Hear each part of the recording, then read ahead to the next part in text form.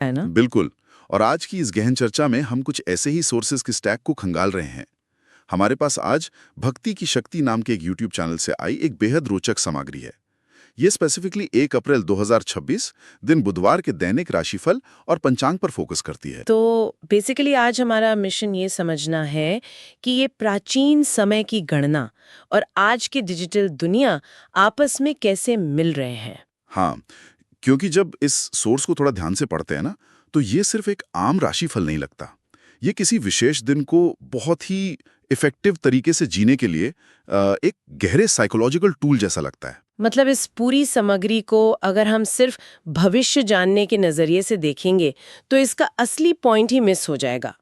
दैनिक राशिफल या पंचांग जो होते हैं वो असल में इंसान के मन को शांत करने और डेली लाइफ की अनसर्टेनिटी के बीच एक एक स्ट्रक्चर तैयार करने के बहुत ही पावरफुल टूल्स होते हैं। अच्छा, यानी एक तरह का मानसिक सहारा। हाँ बिल्कुल। जब कोई ये पढ़ता है कि उसके दिन की रूपरेखा सितारों की चाल से जुड़ी है तो उस इंसान को एक अदृश्य सहारा मिलता है। ये एहसास कि हम इस इतने बड़े ब्रह्मांड का एक छोटा सा हिस्सा है, ये डेली लाइफ के स्ट्रेस को काफी हद तक कम कर देता है। तो चलिए इस ब्रह्मांडीय चक्र के सबसे बेसिक हिस्से से शुरुआत करते हैं, जिसे ये सोर्स पंचांग कहता है। मैं तो पर्सनली इसे एक कॉस्मिक वेदर रिपोर्ट की तरह देखता हूँ। कॉस्मिक वेदर रिपोर्ट, ये टर्म बहुत सही है इसके लिए। है ना? तो सोर्स के मुताबिक 1 अप्रैल 2026 को बुधवार है, तिथि शुक्ल पक्ष की पंचमी है, नक्षत्र रोहिणी है और योग सौभाग्य योग है और करण भव है। सूर्योदय सुबह 6:12 और सूर्यास्त शाम 6:37 पर है। अब रुकिए थोड़ा। क्या हुआ? मुझे सूर्योदय और सूर्यास्त तो समझ आता है और शायद तिथि भी समझ आती है कि चांद बढ़ रहा है या घट रहा है, पर ये योग और करण क्या होते हैं? क्या ये इस पंचांग नाम के इंजन के कोई गियर्स हैं? ये काम कैसे करते हैं? देखिए, आपकी तुलना काफी एग्जैक्ट है। अगर पंचांग एक मशीन है ना, तो इसके 5 मेन पार्ट्स होते हैं: तिथि, वार, नक्षत्र, योग और करण। असल में पंचांग शब्द ही 5 यानी 5 और अंग यानी हिस्सों से बना है। ओह अच्छा, पांचों रंग, मेक सेंस। हाँ, तो तिथि चांद की पोजीशन है, वार दिन हो गया और नक्षत्र वो तारा समूह है जिसके सामने से चांद गुजर रहा है। अब आते हैं योग और करण पर। हाँ, ये दोनों थोड़े कॉम्प्लिकेटेड लगते हैं। उतने हैं नहीं। योग सूर्य और चंद्रमा की दूरियों का एक विशेष मैथमेटिक्स है। ये बताता है कि उस स्पेसिफिक दिन पर ब्रह्मांडीय ऊर्जा का मूड कैसा है। जैसे सोर्स में सौभाग्य योग का जिक्र है, जिसका मतलब ही है अच्छे भाग्य का समय। तो समय का अपना एक मूड होता है, ये नया है मेरे लिए। बिल्कुल होता है। और करण तिथि का आधा हिस्सा होता है। तो बेसिकली ये एंशिएंट टाइम कीपिंग सिर्फ घड़ियों के टिक टिक करने का हिसाब नहीं है, बल्कि ये समय की क्वालिटी और उसके नेचर को मापने का एक बहुत ही कॉम्प्लेक्स खगोलीय गणित है। ये तो समय को देखने का एक पूरी तरह से अलग नजरिया हो गया। समय सिर्फ खाली जगह नहीं है, बल्कि उसका अपना एक कैरेक्टर है। इसी सोर्स में आगे समय को बहुत ही छोटे छोटे हिस्सों में बांटा गया है। हाँ, पंचांग में अक्सर ऐसा होता है। जैसे सुबह 7:20 से 8:55 तक का समय अमृतकाल बताया गया है और दोपहर 11:58 से 12:48 तक के समय को अभिजीत मुहूर्त कहा गया है। अब मेरा सवाल यह है कि आज के इस दौर में जहां हमारा हर काम ऑफिस की आउटलुक मीटिंग्स और कॉर्पोरेट डेडलाइंस के हिसाब से होता है। सही बात है, सब कैलेंडर पे चलता है। हाँ, तो ऐसी दुनिया में इन 11:58 से 12:48 तक के मिनट बाय मिनट की एग्जैक्ट एस्ट्रोलॉजिकल कैलकुलेशंस का क्या प्रैक्टिकल मतलब रह जाता है? देखिए, आज का जो टाइम मैनेजमेंट है ना, वो हमें सिखाता है कि वक्त को कैसे बचाएं या उसका मैक्सिमम यूज कैसे करें। पर ये पुराना तरीका वक्त को मैनेज करने के बजाय इंसान के माइंडसेट को तैयार करने पर जोर देता है। माइंडसेट को तैयार करना मतलब थोड़ा और समझाएंगे? जैसे अभिजीत मुहूर्त को विजय का समय माना जाता है। हाँ। अब जब किसी को पता होता है कि दोपहर 11:58 से 12:48 के बीच का वक्त सबसे पावरफुल है, तो वो उस वक्त शुरू किए गए किसी भी इम्पोर्टेंट काम को लेकर एक अलग ही कॉन्फिडेंस फील करता है, फिर चाहे वो कोई बिजनेस डील हो या पर्सनल डिसीजन। अच्छा, तो उसको एक सेल्फ अश्योरेंस मिल जाता है कि मैं सही वक्त पे काम कर रहा हूँ। एग्जैक्टली। और इसी तरह अमृतकाल वो वक्त है जब आमतौर पर दिन की शुरुआत होती है। लोग दफ्तर जाने की जल्दी में होते हैं, ट्रेन पकड़नी होती है, ट्रैफिक होता है। पूरी भागदौड़ मची होती है उस वक्त तो। बिल्कुल। उस भाग दौड़ के बीच ये नॉलेज कि अभी अमृतकाल चल रहा है, इंसान को एक पल रुकने, एक डीप ब्रीथ लेने और दिन को एक शांत एनर्जी के साथ शुरू करने के लिए इंस्पायर करता है। ये एक मेंटल एंकर की तरह काम करता है। ये तो सच में बहुत ही प्रैक्टिकल अप्रोच है, समय को एक मेंटल एंकर बना लेना।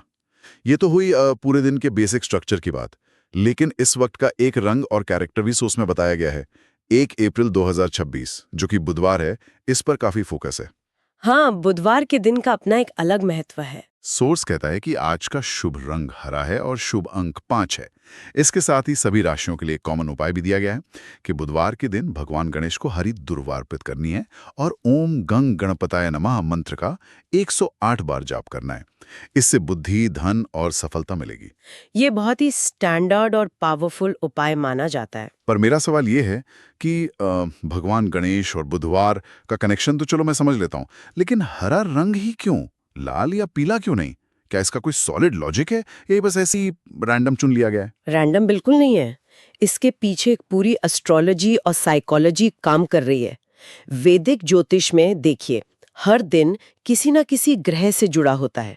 बुधवार का स्वामी बुध ग्रह है। अच्छा, बुधवार और बुध ग्रह। हाँ, और बुध को बुद्धि, कम्युनिकेशन, बिजनेस और लॉजिक का कारक माना जाता है और बुध ग्रह का रंग हरा माना गया है। ओह, तो तुम्हारा रंग वहां से आता है। बिल्कुल। हरा रंग नेचर का, ग्रोथ का, बैलेंस और एडेप्टेशन का सिंबल है। जब सोर्स हरे रंग का यूज करने की सलाह देता है ना, तो वो असल में इंसान के दिमाग को ग्रोथ और शांति के ख्यालों के साथ अलाइन करने की कोशिश कर रहा है। और वो दुर्वा घास का क्या चक्कर है? उसमें क्या लॉजिक है? दुर्वा घास अपनी एक्सट्रीम रेजिलियंस के लिए जानी जाती है। वो कैसी भी मुश्किल कंडीशन हो, बिल्कुल सूख जाने के बाद भी अगर उसे जरा सा पानी मिल जाए तो वो फिर से हरी हो जाती है। वेट, सच में? ये तो मैं नहीं जानता था। हाँ, गणेश जी जो बाधाओं को दूर करने वाले देवता हैं, उन्हें दुर्वा चढ़ाने का असल मतलब है अपने भीतर उसी दुर्वा जैसी रेजिलियंस, फ्लेक्सिबिलिटी और मुश्किलों से बाहर निकलने की शक्ति को आमंत्रित करना। वाह, ये सिंबलिज्म तो सच में हैरान करने वाला है। और ये जो 108 बार मंत्र जाप करने की बात है, अक्सर लोग इसे सिर्फ एक रिलीजियस रिचुअल या बस गिनती पूरी करना मान लेते हैं। पर अगर हम इसके साइंस को देखें तो शायद स्टोरी कुछ और है। वही मैं कहने वाली थी। ये सीधे तौर पर इंसान के नर्वस सिस्टम से जुड़ा हुआ है। 108 बार किसी मंत्र का जाप करना कोई ऐसी आम गिनती नहीं है। ये माइंड को फोकस करने की एक बहुत ही डीप मेडिटेटिव प्रैक्टिस है। तो इस गिनती का बॉडी पर कोई डायरेक्ट असर होता है? बिल्कुल होता है। जब कोई व्यक्ति 108 बार एक ही साउंड वेव जैसे कि ओम को रिपीट करता है, तो उसकी ब्रीदिंग ऑटोमेटिकली स्लो हो जाती है। ये धीमी और रिदमिक सांस हमारी बॉडी की वेगस नर्व को स्टिम्युलेट करती है। वेगस नर्व यानी जो बॉडी की स्ट्रेस रिस्पॉन्स को कंट्रोल करती है। हाँ, एग्जैक्टली। वो नर्व हमारी बॉडी को फाइट और फ्लाइट यानी स्ट्रेस वाले मोड से निकालकर रेस्ट एंड डाइजेस्ट यानी शांति के मोड में शिफ्ट करती है। आज की इस भागदौड़ में ये 10 मिनट का जाप मेंटल नॉइज को कम करने का बहुत ही जबरदस्त टूल है। इसलिए सोर्स कहता है कि इससे बुद्धि और सफलता मिलती है। ये तो बहुत ही लॉजिकल बात हो गई, क्योंकि एक शांत और फोकस दिमाग ही बेटर डिसीजन ले सकता है और बेटर डिसीजंस ही इवेंचुअली सक्सेस तक ले जाएंगे। हाँ, इसका पूरा एक साइंटिफिक लूप है। ये तो पूरी दुनिया के लिए एक यूनिवर्सल एडवाइस हो गई। लेकिन एक रियलिटी ये भी है कि जो बारिश एक किसान के लिए अच्छी होती है, वही बारिश किसी कुम्हार के लिए बुरी भी हो सकती है, जिसके मिट्टी के बर्तन बाहर रखे हों। बहुत सही बात बोली आपने। सबका कॉन्टेक्स्ट अलग होता है। इस बात का भी जवाब बहुत ही डिटेल में देता है। ये हर ज़ोडिएक साइन यानी राशि के लिए कस्टमाइज्ड एडवाइस देता है। हाँ, राशिफल का मेन पार्ट तो वही होता है। सोर्स के हिसाब से आज की लकी राशियां हैं मिथुन, कन्या और कुंभ। इनको पैसे का फायदा, जॉब और नए चांसेस मिलने के योग हैं। लेकिन मैंने ना सोर्स में एक पैटर्न नोटिस किया है। कैसा पैटर्न? जब मैं बाकी राशियों के फलादेश पढ़ता हूं तो ये भविष्यवाणियों से ज्यादा आजकल की डेली वरीज का एक कैटलॉग लगता है। ये एक बहुत ही कमाल की ऑब्जर्वेशन है आपकी। अगर ध्यान से देखा जाए तो ये राशियां और उनके फलादेश असल में ह्यूमन लाइफ की बेसिक टेंशन्स का ही एक आईना है। बिल्कुल, जैसे मकर राशि के लिए सोर्स में साफ लिखा है कि आज काम का प्रेशर रहेगा, और तुला राशि वालों के लिए वार्निंग है कि खर्च बढ़ सकता है। वृषभ राशि की आर्थिक स्थिति मजबूत होगी, कर्क राशि वालों को फैमिली का सपोर्ट मिलेगा और सिंह राशि को जॉब में प्रॉफिट होगा। देखा जाए तो ये सब मॉडर्न लाइफ की वही पुरानी डेली जद्दोजहद है। जॉब, पैसा, फैमिली और वर्क प्रेशर। हाँ, तो ऐसी भविष्यवाणियों का एक्चुअली फायदा क्या है? देखिए, इन फलादेशों को एक इमोशनल शॉक अब्जॉर्बर की तरह देखना चाहिए। जब मकर राशि का कोई इंसान सुबह उठकर ये पढ़ता है कि आज काम का प्रेशर रहेगा, तो वो दिमागी तौर पर उस प्रेशर को हैंडल करने के लिए पहले से रेडी हो जाता है।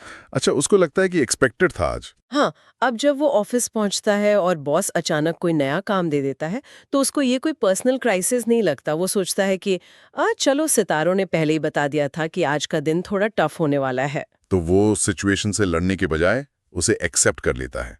ये सच में बहुत बड़ा शिफ्ट का माइंडसेट में। बिल्कुल। और देखिए, टेंशन का सबसे बड़ा रीजन अनसर्टेनिटी होती है, और ये सोर्स उस अनसर्टेनिटी को एक मीनिंग देकर स्ट्रेस को एक्चुअली कम कर देता है। और एक और मजेदार बात है, अगर हम इन परेशानियों के सॉल्यूशन यानी उपायों पर नजर डालें ना, तो वहां भी एक बहुत ही दिलचस्प पैटर्न बाहर निकल कर आता है। उपायों में कैसा पैटर्न? कुछ उपाय ऐसे हैं जो पूरी तरह से इंटरनल हैं और कुछ पूरी तरह से एक्सटर्नल या सोसाइटी से जुड़े हैं। जैसे मकर राशि वालों को वर्क प्रेशर से निपटने के लिए शनि मंत्र का जाप करने को कहा गया है। ये तो समझ आता है क्योंकि शनि डिसिप्लिन और मेहनत का ग्रह माना जाता है, तो मंत्र जाप से इंसान अपने आप को इंटरनली फोकस कर रहा है। लेकिन जिन उपायों ने मुझे सबसे ज्यादा चौंकाया वो बाहरी दुनिया से जुड़े हुए हैं। बाहरी दुनिया से आपका क्या मतलब है यहाँ पे? मेरा मतलब है ऐसे उपाय जो इंसान को सीधा सोसाइटी या नेचर से कनेक्ट करते हैं। जैसे वृषभ राशि वालों के लिए उपाय दिया गया है कि गाय को हरा चारा खिलाएं। कन्या राशि वालों को बिजनेस में ग्रोथ के लिए हरे मूंग का दान करने को कहा गया है। धनु राशि वालों को किस्मत का साथ पाने के लिए पीपल के पेड़ पर जल चढ़ाना है। और कुंभ राशि, जिनका आज सम्मान बढ़ने वाला है, उन्हें जरूरतमंद को हरे फल देने का उपाय बताया गया है। ये सिर्फ आंखें बंद करके पूजा करने जैसा नहीं है। ये एंशिएंट विजडम की सबसे बड़ी खूबसूरती है।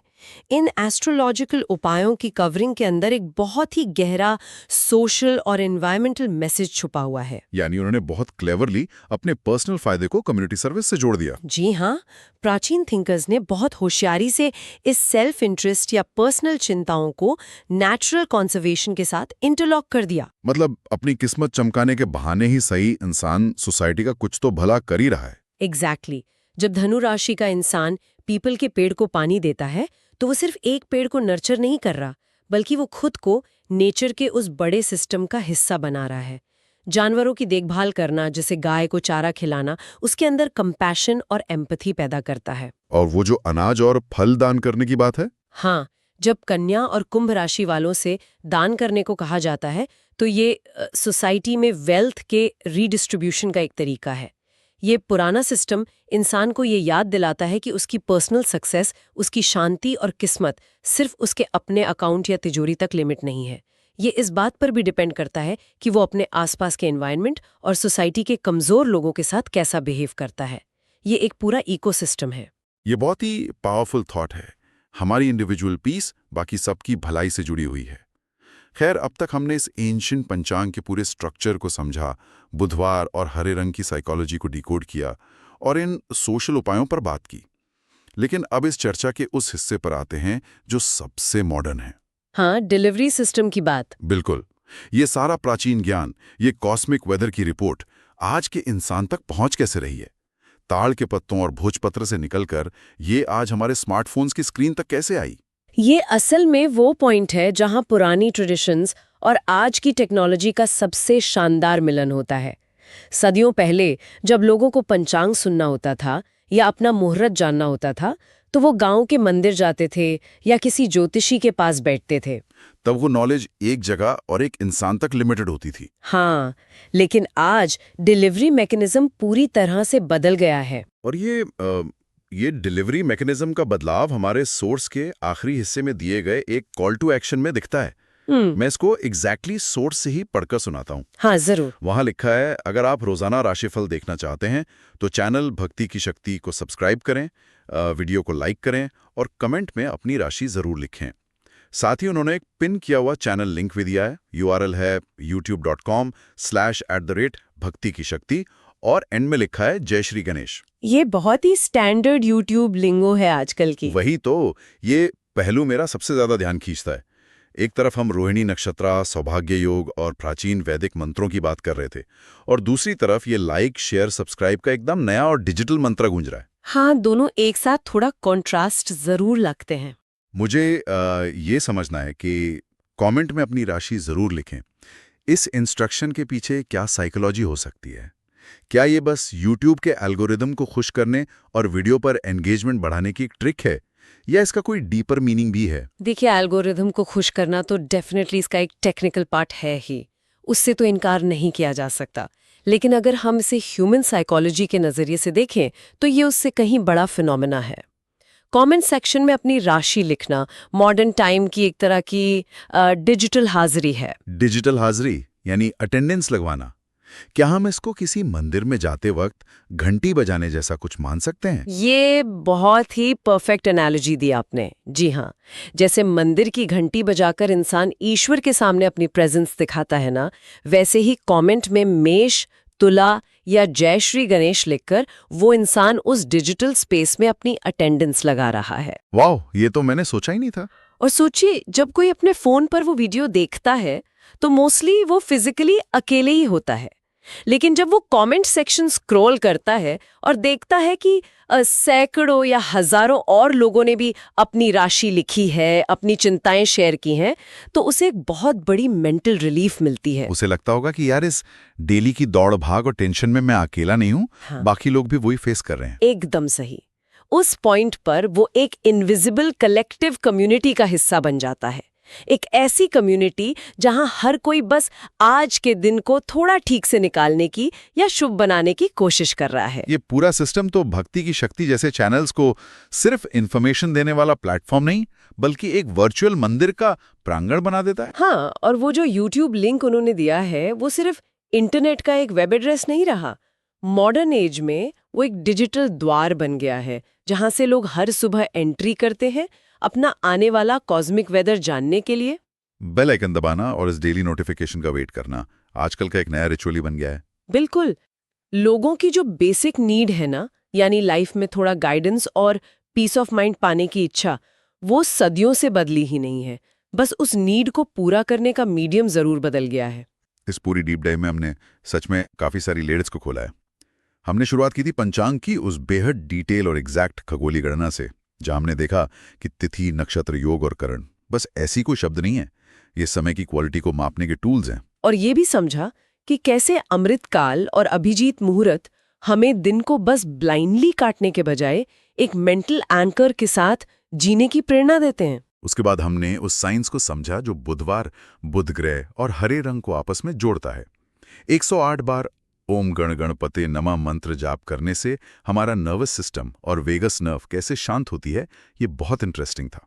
और इस सब में सबसे क्रूशियल बात वही थी कि 12 राशियों के लिए जो उपाय बताए गए हैं वो सिर्फ अपने पर्सनल सेल्फिश मोटिव्स के लिए नहीं है, बल्कि गाय को चारा खिलाने या मूंग दाल दान करने जैसे छोटे छोटे कामों के जरिए ये एस्ट्रोलॉजिकल सिस्टम हमें सोसाइटी और नेचर की तरफ रिस्पॉन्सिबल भी बनाता है। और बिल्कुल लास्ट में हमने भक्ति की शक्ति के उस डिजिटल अवतार को डिकोड किया, जहां सब्सक्राइब करना, लाइक करना और कमेंट में अपनी राशि ड्रॉप करना आज के दौर की एक नई कलेक्टिव प्रेयर बन चुका है। ये सब उसी YouTube लिंक वाले डिजिटल ग्राउंड पे हो रहा है। ताड़ के पत्तों पर हाथ से लिखे गए पंचांग से YouTube चैनल की चमकती हुई स्क्रीन्स तक आने का ये लंबा सफर ह्यूमन लाइफ की उसी पुरानी तलाश को दिखाता है, यानी इस अनसर्टन दुनिया में थोड़ा सा कंट्रोल और मन की शांति पाना।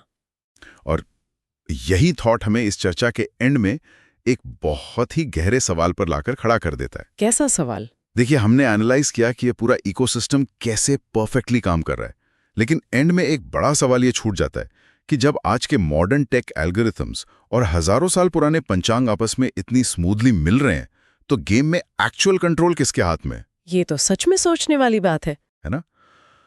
क्या हम इंसान इस डिजिटल टेक्नोलॉजी और YouTube चैनल्स का यूज अपनी मेंटल शांति और स्पिरिचुअल ग्रोथ के लिए कर रहे हैं, या फिर ये मॉडर्न टेक्नोलॉजी हम इंसानों के उन गहरे पुराने बिलीफ सिस्टम्स को यूज कर रही है सिर्फ अपने प्लेटफॉर्म का स्क्रीन टाइम और एंगेजमेंट मैक्सिमाइज करने के लिए?